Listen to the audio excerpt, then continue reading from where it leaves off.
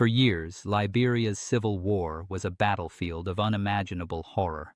Warlords ruled with blood-soaked hands, child soldiers fought high on drugs, and entire villages disappeared overnight. But even amid the unrelenting brutality, one name rose above the rest. This is the story of a man whose soldiers charged into battle completely naked, believing they were immune to bullets. A man who didn't just kill his enemies, but sacrificed them. A warlord so feared, so vicious, that even other warlords spoke his name in whispers. This is the story of General Butt Naked, the most horrific warlord in history. But before we go further, don't forget to like this video and subscribe so you never miss more stories from the darkest corners of history. Because there are wars that change borders, wars that change governments, and then there are wars that change the soul of a nation forever. For Liberia, the first civil war was not a conflict. It was a collapse of reality, a descent into madness. Neighbors turned on neighbors. Children became killers. The streets were littered with bodies instead of fallen leaves. From 1989 to 1997, Liberia became hell on earth. More than 200,000 people were killed, and an entire generation would be left psychologically shattered by the unimaginable violence. To understand how a nation fractured so completely, you have to go back to the beginning. It started with a man named Samuel Doe. For most of Liberia's history, the country had been ruled by Americo-Liberians, descendants of freed African-American slaves who founded Liberia in 1847. They controlled the economy, the government, and the military for over a century, while indigenous tribes were treated as second-class citizens. Corruption, inequality, and resentment festered for generations, and in 1980 it finally exploded. Samuel Doe, a young military officer, carried out a brutal coup. President William Tolbert was murdered in his bed. 13 of the country's top officials were dragged to a beach, lined up, and executed one by one in front of cheering crowds. At first, the people celebrated. For the first time, Liberia was ruled by a native African, not the Americo-Liberian elite. But hope died quickly. Doe became a tyrant almost overnight. He rigged elections, murdered opposition leaders, tortured dissidents, and filled the government and military only with men from his own ethnic group, the Kran. Corruption surged, national infrastructure collapsed, and unrest spread. Liberia became a pressure cooker, with no valve left to release the tension. And then came the match. Charles Taylor, a charismatic and ruthless revolutionary, crossed into Liberia on Christmas Eve 1989 with only 100 men. It should have been a suicide mission, but Taylor had spent years preparing. He built alliances, stockpiled weapons, recruited fighters from ethnic groups oppressed under Doe, especially the Geo and Mono, and gained foreign backing. His rebellion was more than political. It was personal. His militia, the National Patriotic Front of Liberia, didn't just march into villages. They burned them, slaughtered civilians, and executed soldiers on sight. But Doe's army retaliated with equal brutality. Entire towns were wiped out for simply sharing the same ethnic identity as Taylor's fighters. The war stopped being about politics almost immediately. It became a war of tribes, vengeance, and ethnic erasure. By 1990, Liberia was a nation shredded in half. Hospitals, churches, schools, nothing was sacred. Mass executions, gang rapes, and forced recruitment of children became everyday realities. Refugees flooded into neighboring countries. And as the central government collapsed, warlords emerged like kings standing over scorched kingdoms. They formed armies, carved up territories, and ruled by blueprint of cruelty. Some became infamous, but one would become a legend whispered like a nightmare. He didn't wear armor. He didn't carry a shield. He wore no clothes. They called him General Butt Naked. Some men become monsters because of war. Some become monsters because of power. Some, though, were never men to begin with.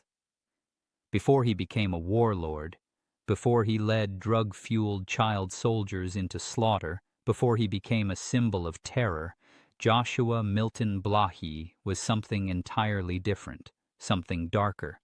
His descent into violence did not begin with a gun. It began with an altar. Born in 1971 in Monrovia, into the Kran ethnic group, Joshua's early life was shaped by spiritual tradition rather than choice. His father believed his son was not an ordinary child. At age 7, he was given to tribal elders, an honor in their culture. They believed he had been chosen by spirits to serve as a bridge between life and death. At age 11, after years of preparation, he was taken deep into the wilderness.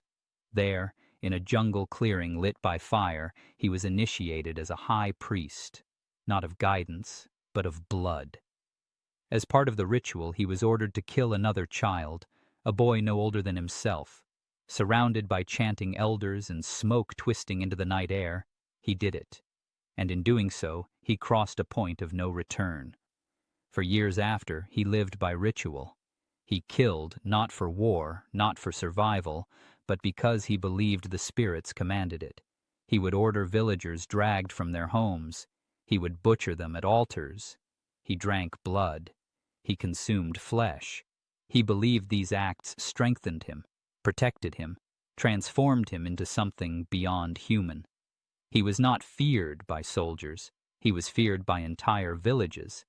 But his rituals, terrifying as they were, remained local until 1989, when the war provided him with a stage large enough to contain his madness.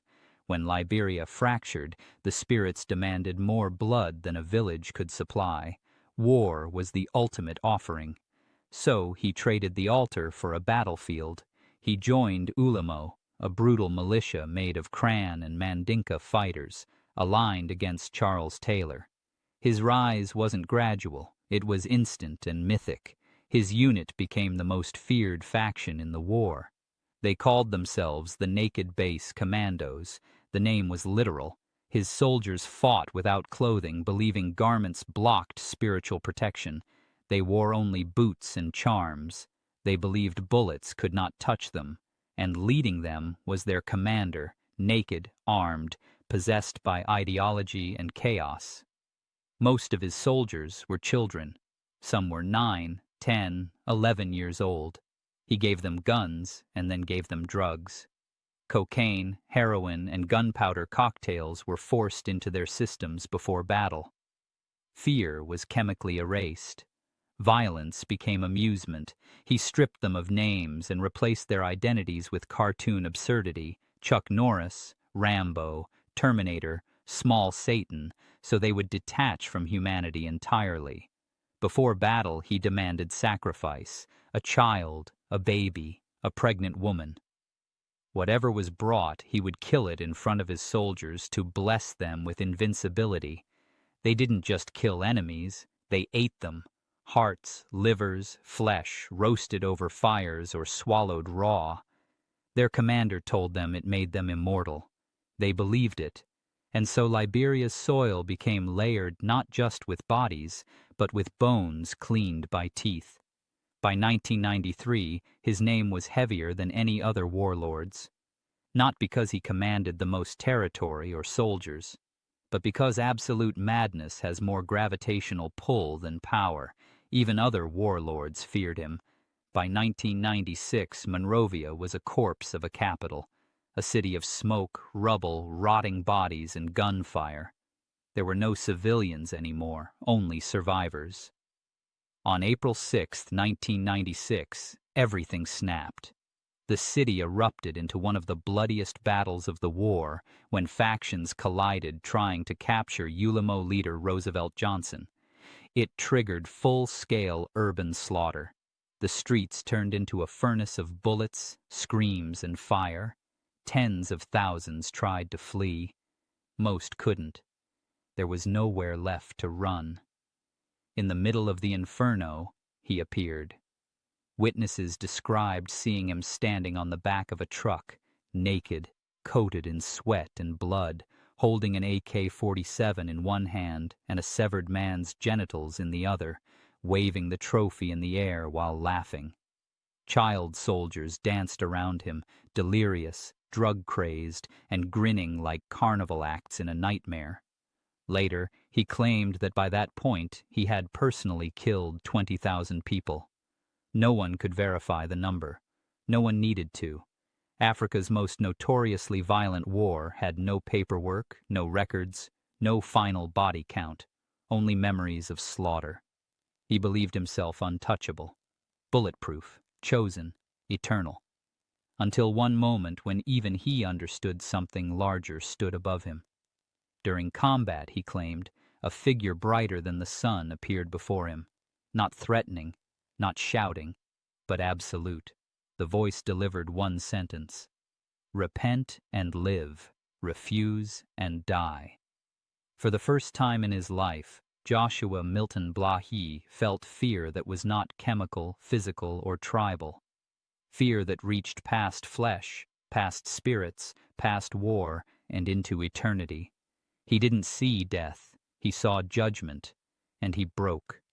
He dropped the gun, walked away from the battlefield, abandoned his army, his rituals, his soldiers, his identity. He fled Liberia, then disappeared completely. The world assumed he died, eaten by the same war that he helped feed. He didn't die. He was transforming. Years later he returned, not as a warlord, but as a preacher holding a Bible. The man who sacrificed children now begged for forgiveness from parents. The commander who drugged child soldiers now searched for them as grown men to apologize. The man who ate flesh now offered communion. He confessed publicly to every atrocity in graphic detail. He walked back into villages where his name meant death. He knelt before survivors. Some forgave him. Some couldn't. Some screamed at him. Some embraced him. He built shelters for former child soldiers who were now psychologically ruined adults. He spoke at churches. He preached salvation. He insisted the blood never left his hands, but that redemption had reached them anyway. And that, of course, left the world with a question that has no easy answer. Can someone like this be forgiven? Truly forgiven? Can a man who butchered thousands, who terrorized a nation, led children into murder, consumed human flesh, ever become something other than his worst act? Or is redemption sometimes just another mask worn by men who survive their own atrocities? That judgment belongs not to history, not to war, not to spirits, but to you. What do you think? And we'll see you in the next one.